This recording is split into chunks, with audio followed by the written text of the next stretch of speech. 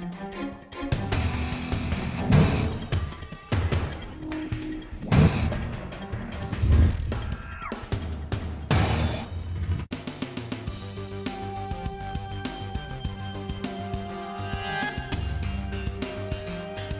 na ang programang inyong pinagkakatiwalaan, ang programang mas pinalakas at mas pinalawak sa pagbibigay serbisyo sa inyong lahat. Ngayon ay Miyerkules, July 24, 2013. Tugon, aksyon. Ngayon, ito ang Responde. Magandang hapon, ako si Onin Miranda.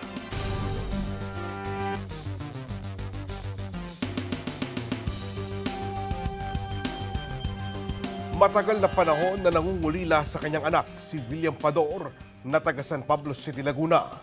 Ayon kay Mang William, bata pa lamang nang ilayo ng kanyang ina ang anak. Sa ngayon, nasa bansang Japan ang anak at umaasa siya na nasa mabuti ang kalagayan nito.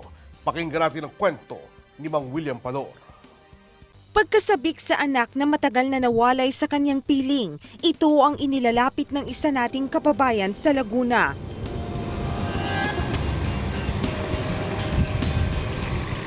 Dito sa San Ignacio, San Pablo City namin pinuntahan si William Pador, 56 na taong gulang. Sa kabila ng kanyang payak at tahimik na buhay ay mayroon pa siyang pinakamimiti ang makita ang kanyang nawalay na anak na si Ram. Meron kasi akong anak na matagal ko nang hindi nakikita. Bali, huli kong nakita siya ay grade 3 siya. Nag-iisang anak ko yun na nasa labas.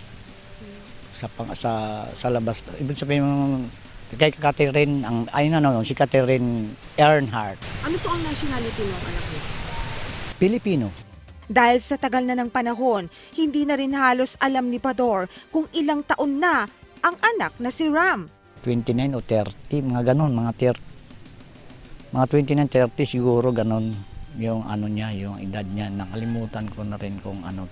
Si Ram umano ay nag-asawa na ngayon. Ang pinagbabatayan niya sa kwentong ito ay ang mga larawang nakita niya sa Facebook. Ang litrato ng masayang-masayang si Ram kasama ng kanyang kabiyak. Ang larawang ito ay may hatid sa kanyang magkahalong emosyon. Una ay ang labis na kasiyahan dahil nakikita niyang masaya ang anak. Subalit kirot din dahil sa larawan na lang niya nakikita si Ram. Kulang umano ang mga sandaling naipagkaloob sa kanila ng tadhana para sila'y magkasamang mag-ama. Kasama ko lang ho siya mula pinanganak hanggang mga 3 o 4 na taon lang siguro. Dahil pumunta ako ng Saudi noon eh. Pagbabalik tanaw ni Pador, grade 3 umano nang huli silang magkita ng nanay ni Ram na si Catherine. Kagagaling lang umano ng huli sa Japan. At dahil sa hindi na rin maganda ang relasyon ni Pador at ng nanay ni Ram, kaya pumayag na rin itong kunin sa kanyang poder ang batang si Ram.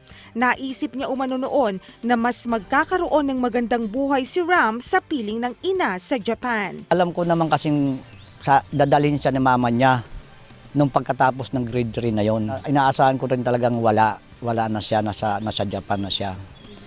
Kaya wala na akong communication na kung nandoon pa sa Bukawi, Bulacan. Kaso lang, nung mga time na yon, parang magulo ng buhay ko dahil sa nangyari nga sa amin ng mama niya.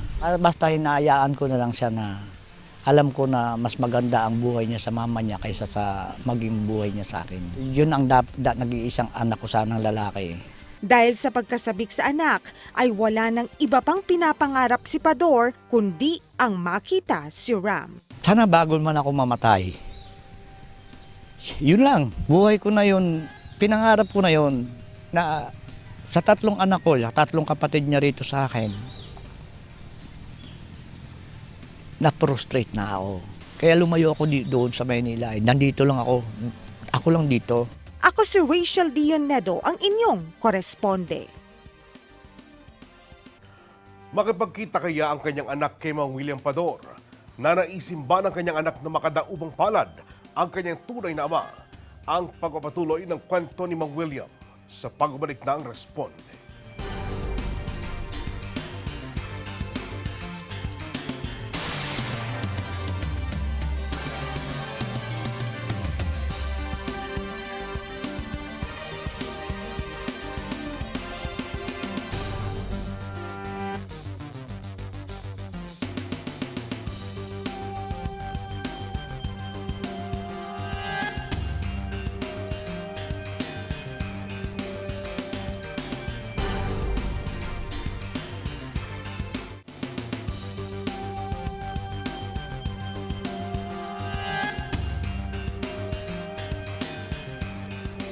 Maliban sa problema ni Mang William Pador na mahanap ang nawawalang anak, nais niya matanggap ng kanyang mga kaanak ang suliraning ito. Matatanggap ba ng kanyang pamilya ang pagkikita ng mag-ama? Aming kinapanayam ang asawa ni Mang William. Sundan natin ang kanyang kwento. Ewan ko kung maintindihan niya yung pagmamahal ko sa kanya na pag dumating ako, sakay siya sa akin sa likod ko, sa ulo ko, sa balikat ko, pupunta kami sa labas at bibili kami ng ulam. Ewan ko kung hindi niya maisip na ganun ako kalambing sa kanya. Ang mga tagpong ito sa piling ng kanyang anak ay hindi makalimutan ni William Pador, residente ng San Pablo City. Ayon kay Pador, si Ram ay anak niya kay Catherine na ikalawang babae na kinasama niya. Subalit dahil sa mga tampuhan ay nagkahiwalay umano sila ni Catherine.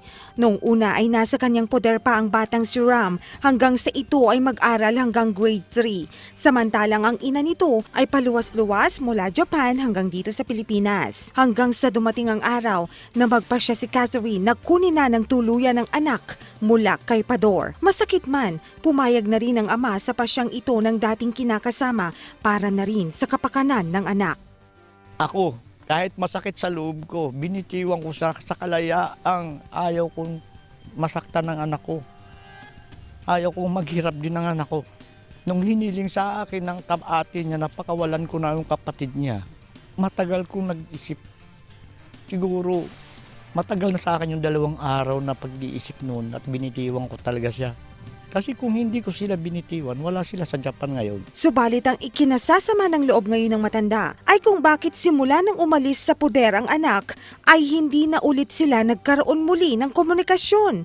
Animoy may nabuo umanong galit sa kanyang anak na hindi niya mawari. Gusto ko lang talaga siya makita. Yun lang, ang ngayon lang na nataka ako pag umiiyak nga ako pag may mga tao sa telebisyon na nagkita yung magulang, hinahanap nila ang magulang nila. Bakit ako? Ano bang kasalanan ko kay Catherine? Pasalamat siya sa akin. Ang buhay nila ay masaya. Ang buhay ni Ram ay nasa maganda. Dahil yun ang alam kong mangyayari. Pero kung hindi ko sila binitiwan, hindi ko siya pinakawalan. Lalong tumindi ang hinala ni Pador na may nasabing masama si Catherine sa anak na ikinagalit nito sa kanya. Dahil ultimo pagpapakasal nito na isang mahalagang okasyon ay hindi man lang naibalita sa kanya. Tapos nalaman ko naman nakasal na siya. Hapon ng asawa niya, nakita namin ang picture, nandyan sa akin ang picture ng kasal niya. Kasi pinadala sa akin ng tita niya sa internet. Kaya ako lang napapaiyak dahil sa... Mahal ko naman talaga ang anak ko na yan eh. Talagang siya ang special sa akin nung araw. Kung tutuusin, ay matindi na ang tampo ni Pador kay Catherine dahil nangako umano itong papagtatagpuin silang mag-ama sa Hong Kong. Subalit bigla na lang umanong nawala ang komunikasyon ng dalawa at tuluyan na niyang hindi nakita ang anak. Ang gusto ko lang talaga, malaman ko kung bakit yung anak ko, nag-promise siya sa akin na magkita kami sa Japan. Pagdating niya galing sa New Jersey na destino raw ang anak ko. Pinangakawaan niya ako sa ang anak ko na the best na magkita kami ng anak ko ay sa Hong Kong daw.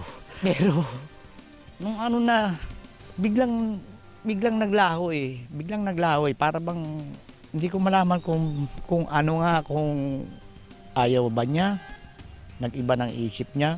Sabi niya sa Hong Kong, naman ako, sabi ko, sige punta ako ng Hong Kong, magkita lang kami. Nung oras na yun, naasahan ko, Catherine, mama, sana naman, nabigyan mo naman ako ng isang kahit kaunti na lang na halaga para sa anak ko o sa anak ko. Na magkita man lang kami. May mensahe ang ama sa panganay na lalaki. Anak, kung saan ka man ngayon, alam ko na sa mabuti kang kalagayan, mabuti ang buhay mo, malusog ang katawan mo. Masaya ako. Alam ko't mangyayari yan. Kaya ng mama mo kasi. Ang mama mo masipag talaga yan. Ram, gusto lang kita makita. Kahit isang bisis lang. Isang bisis lang, bigay mo sa akin yung oras na yon. 2 lang tayo o kasama ang asawa mo, mas maganda. Wala nang ibang tao para matahimik na rin ako. Ram, I love you. Nagpasalamat din ang may-ari ng Rambutan Plantation kay Mr. Tanico na pangalawang asawa ni Catherine at tumayong ama ni Ram. Kung sino man si Mr. Tanico, nagpapasalamat ako sa iyo. Taos puso ko nagpapasalamat sa iyo. Hapon ka, Pilipino ako, pero hanga ako sa iyo. Pinalaki mo ang anak ko na maayos. Pinalaki mo ang anak ko na malusog. At saka magandang buhay. Pasalamat. Talagang pag nandito ka, Mr. Tanico, gagawin ko lahat ang pagtulong ko rin sa iyo dito sa Pilipinas. Sa pagpasalamat lang sa iyo sa ginawa mo sa anak ko. Si Pador ay may kinakasama ng iba ngayon. Siya si Aida Arieta Amatan na kasasapit pa lang sa kanyang senior age. Ayon kay Amatan, batid niya ang kasabikan ng kinakasama na makitang muli ang anak. Kaya naman suportado niya ang kahilingang ito. Okay lang sa akin. Eh, anak naman niya yun eh. Siyempre, siya ang tatay. Ano sa akin? Okay lang. No regret. Walang ano. Hindi din umano niya dinidibdib kapag nababanggit ni Pador ang dating kinasamang si Catherine. Dati niya kasing buhay yun eh. Kaya labas na ako doon. Tsaka hindi ko naman sila kilala noon. Eh, kailan lang naman kami nagkakilala. Kaya okay, buhay niya nung kapanahunan noon eh. Eh ngayon, iba naman ang buhay namin ngayon. Nanawagan rin ng ginang sa anak ng kanyang kinakasama.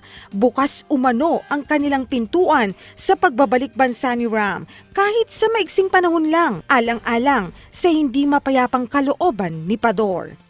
Ram, kung okay sa inyo na makita mo yung tunay mong ama, welcome pa rito pumunta sa amin sa Laguna. Ako si Rachel Dionedo, ang inyong koresponde. Naalala niyo ba ang binatang si Richard De Vega o mas kilala sa pangalang Yumuo Iguchi? Ang kanyang kwento hindi nalalayo kay Mang William Pador sapagkat siya ay nawala naman ng isang ama. 5 taong gulang pa lamang nang magpunta ng Amerika kasama ng ina at sa mahabang panahon ang kasalukuyang asawa ni Jocelyn ang kinilalang ama nito. Pero dahil sa pagnatapat ng kanyang ina si Jocelyn, nabatid na iba pala ang kanyang tunay na tatay. Dahil na kagustuhan ni Richard na makita ang kanyang tunay na ama, umuwi sila ng Pilipinas ng kanyang ina at ang responde ang kanilang nilapitan upang makahingi ng tulong. Matagal na panahon na hinanap ni William Pador ang kanyang anak. Gayun din si Richard De Vega, hinahanap din ang kanyang ama na nasa Japan. Ang problema ng dalawang ito ay inilapit ng Responde sa Development Action for Women Network o DAWN, isang non-governmental organization na tumutulong sa mga Pilipino may suliranin katulad kay William at Richard. Nasa linya ng ating komunikasyon si Ms. Carmelita J. Nuki, ang Executive Director ng DAWN. Ma'am, magandang hapon po. Good afternoon po, sir. Hi ma'am, kamusta na po ba? Okay naman po. Apo, ano po bang maaari natin maibigay na tulong ngayon kina William Pador na hinahanap po ang kanyang anak at si Richard De Vega naman na hinahanap ang kanyang tatay? Sir, nabanggit po sa akin kanina na wala silang address. Yes. So, parang mahirap po yatang maghanap kung wala silang... Kasi po, normally, yung mga natutulungan namin, maski pa paano, may information silang binibigay. Opo. Kung saan huling nakatira, kung anong kompletong pangalan. Oo, para naman, maski pa paano, may pagmulan po yung ating... Opo. Pagka ganito talaga, mahirap talaga maghanap, ano? Lalo ang address ay kakapaka-paka lang, ano po. Pero sa palagay po ninyo, sa pagsisimula pa lamang, ano ang pinakamainam na dapat gawin po ni Richard at William? Siguro po kung yung nawawalang kapatid, kung meron silang previous address niya, tsaka yung mga detalye, kailan siya pumunta doon, di ba? Ano yung mga komunikasyon nila, o para naman may pagsimulan po yung ano. Tapos kung may mga papeles silang nare-receive sa kanila nung may communication pa, so ganun po. Tapos yun namang isa, yung nahanap ang tatay, yes. Mukhang ang initially nabigay pong information sa akin dyan, first name lang eh. Aha. So, Wala pong pilido. Maski naman saan po, mahirap maghanap first name lang. Oho. Tsaka yun nga, mahalagang kung may previous communications, tas yung full name, ano yung dating address, kung Ayun. meron sila. Kasi napakahirap din po namang maghanap maski dito sa atin, di ba, pag hindi kompleto yung Totoo po, ma'am. Pero basically, ma'am, ang DON po, ang Development Action for Women Network, nakatutulong po silang mahanap yung mga mahal sa buhay na nasa Japan at nasa ibang bansa ba? Tama ho ba yun, ma'am? Actually po sa Japan. Pero yun nga po, may mga documents naman pinipresenta sa amin yung mga nanay para mahanap yung tatay ng mga anak nila. Miski nga po minsan meron, mahirap pa rin at Ayun. minsan di na rin namin Sa bagay, tama po kasi kay ma'am. lumilipat. Opo. Pero meron bang let's say for example, a network or radio station na mga Pilipino na nasa Japan? Meron din pong mga radio stations pero hindi sila para sa Nakapanawagan ba tayo doon, ma'am? Pero sir, maski manawagan ka kung first name lang naman, daming ganun pa Sa bagay, oo nga naman. Dahil ang hirap po dito. Suggestion ko, siguro sa dalawa, subukan nilang maghanap ng mga documents, mga papeles, para naman po, kasi baka ma-disappoint sila kung marami silang pupuntan, hindi sila matulungan. Kasi nga po, napakahalaga ng may mga impormasyon naman din. Opo. So, ang pinakamainam na gawin ni Richard at ni Mang William, ihanda yung mga dokumento maaring makatulong sa paghanap dun sa kanyang mga nawawala. Opo. Alright. Ma'am, baka meron pong aktibidad ang Development Action for Women Network. Nasa inyo po pagkakataon? Opo. Actually po, may regular kaming activities for our women returnees from Japan, no? Aside from naman gustong makita yung mga tatay ng mga anak nila, siyempre meron din tayong psychosocial services for them and trainings para sa kanilang skills trainings para sa kanilang livelihood para makapagsimula sila ng buhay nila dito sa atin. So meron po kaming training sa weaving, sa sewing, na pwede nilang salihan para later on makapagtrabaho sila at magkaroon sila ng hanap buhay at masuporta nila yung mga anak nila. Alright. Ms. Carmelita Nuki, ma'am, maraming salamat po sa oras po ninyo. Sige, thank you po, sir. Oo. Magandang gabi Bye-bye. po, ma'am. Ang Executive Director po nandoon, si Ms. Carmelita G. Nuki, ang ating po nakapanayam. Ang iba pang serbisyo publiko sa pagbabalik ng Responde.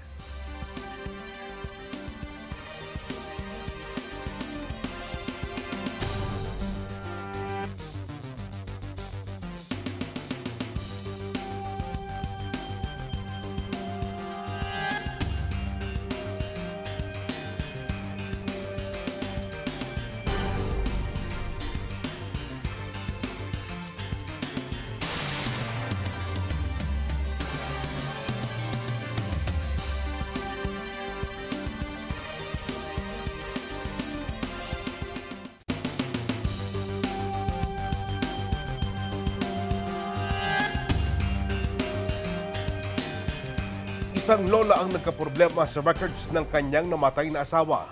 Ito ang dahilan kaya hindi siya makapagsumite ng death claim mula sa SSS. Nahihirapan na raw ang matanda sapagkat ilang beses na siya nagpabalik-balik sa tanggapan ng SSS. Kasama ng kanyang kaibigan, lumapit si Lola Salvacion sa Responde. At narito ang kanyang kwento. Lumapit sa Responde si Salvacion Patrolya upang humingi ng tulong na maisaayos ang kanyang inaasahang pensyon. Ang tanging ikinabubuhay ng matanda ay ang pagbabalat ng bawang at kanya naman itong itinitinda. Sa edad na 70 ay nais na niyang mapakinabangan ang SSS pension ng kanyang yumaong asawang si George Patrolya. Subalit may problema. May mali umano sa spelling ng pangalan nito, batay na rin sa records ng SSS. Kaya nahihirapan siyang makuha ang death claim ng namatay na SSS member. Ang problema ko sa SS ko, naghanap sila og sa na invalid ID sa kapatid ng asawa ko. Ang problema daw sa pangalan, G as gold, G as jar. Yan ang nagkamali. Ang pera umano na makukuha niya mula sa death claim ay kailangan niya para sa medikasyon at maging sa pang-araw-araw na pangangailangang pinansyal. Maawa kayo sa akin. Kasi may sakit ako. Gusto ko ma-release na ang pera ko. Para may panggastos ako sa paggamot ko. Ang gusto kong mangyari, bago ako mamatay, nakuha mo na akong pera ko. Kasi ang tagal na kasi namin, hindi pa namin nakuha ng pera niya.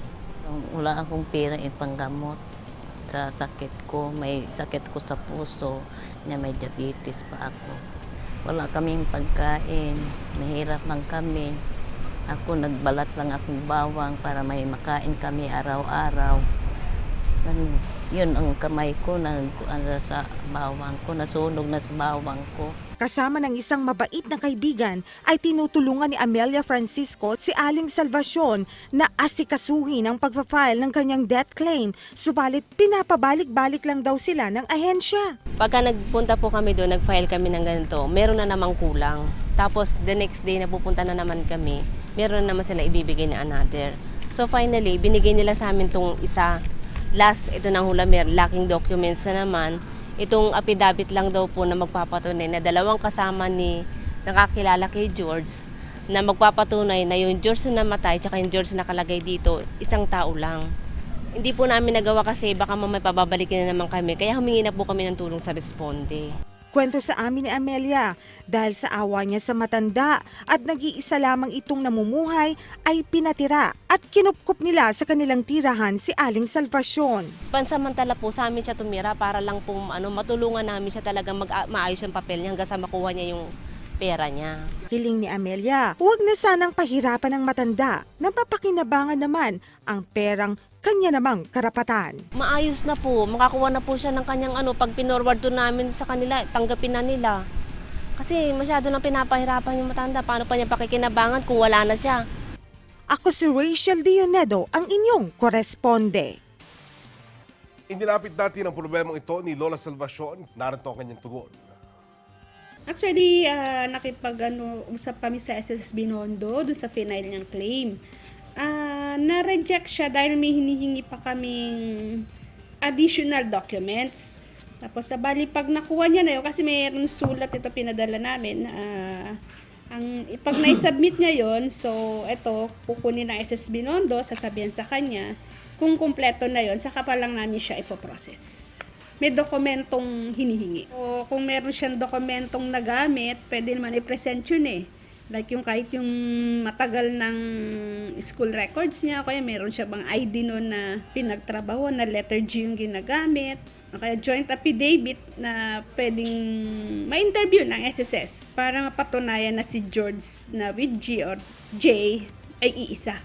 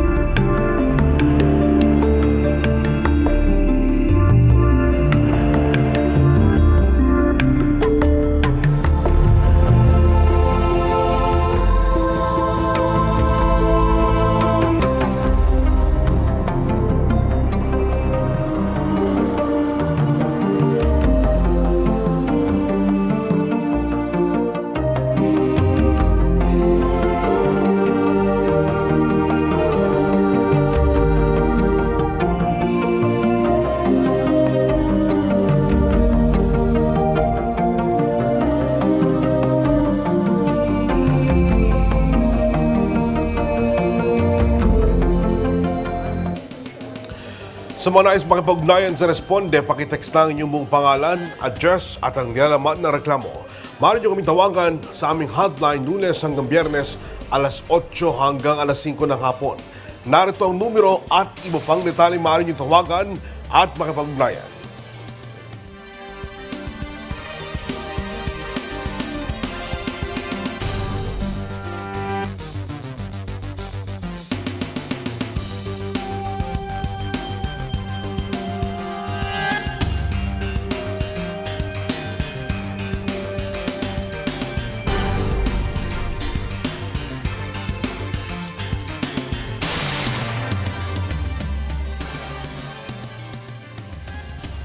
Paalala lamang po na i-like ang aming Facebook fan page para muli mapanood ang aming mga previous episodes. Maraming salamat din po sa mag-asawang Ignacio Igne Manaog at Emmy Manaog ng ICSM Printers. Salamat din po kay Dr. Elaine Galvez at sa lahat na bumubuo ng Galvez Clinic.